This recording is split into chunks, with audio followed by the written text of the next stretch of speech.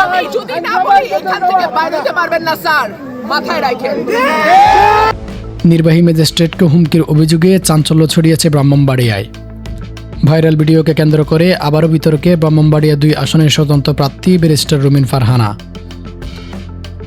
শনিবার বিকেলে সরাইল উপজেলা ইসলামপুর এলাকায় নির্বাচন আচরণবিধি লঙ্ঘনের অভিযোগে অভিযান চালাতে যান জেলা প্রশাসনের নির্বাহী ম্যাজিস্ট্রেট শাহরিয়ার হাসান খান। অভিযোগ অনুযায়ী রুমিন ফারহানার পক্ষে প্রচারণামূলক সমাবেশের আয়োজন করা হয়, যা আচরণবিধির পরিপন্থী। এ কারণে ভ্রাম্যমাণ আদালত সমাবেশের এক আয়োজককে 40,000 টাকা জরিমানা করে। এই ঘটনার পরই পরিস্থিতি উত্তপ্ত হয়ে ওঠে। ভিডিওতে দেখা যায় আচরণবিধি নিয়ে আলোচনা করতে গেলে রুমিন ফারহানা ক্ষুব্ধ হয়ে ওঠেন এবং নির্বাহী ম্যাজিস্ট্রেটকে বলেন, আমি রুমিন ফারহানা না বললে আপনি এখান থেকে বের হতে পারবেন না স্যার। এ সময় তিনি আর বলেন, এটি শেষবারের মতো সতর্কবার্তা এবং ভবিষ্যতে আর ভদ্র করে কথা বলবো না।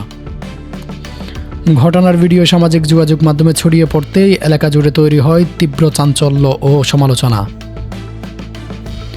এই বিষয়ে হেনস্থার শিকার নির্বাহী ম্যাজিস্ট্রেট শাহরিয়ার হাসান খান জানান, নির্বাচন বিধিমালা 18 লঙ্ঘনের কারণেই সমাবেশ বন্ধ করা হয়।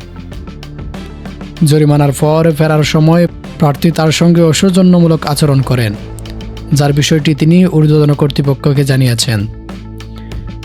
এ ঘটনায় এখন প্রশ্ন উঠেছে, নির্বাচনের মাঠে আইনের প্রতিনিধির প্রতি এমন আচরণ কী বার্তা দিচ্ছে সাধারণ মানুষের কাছে?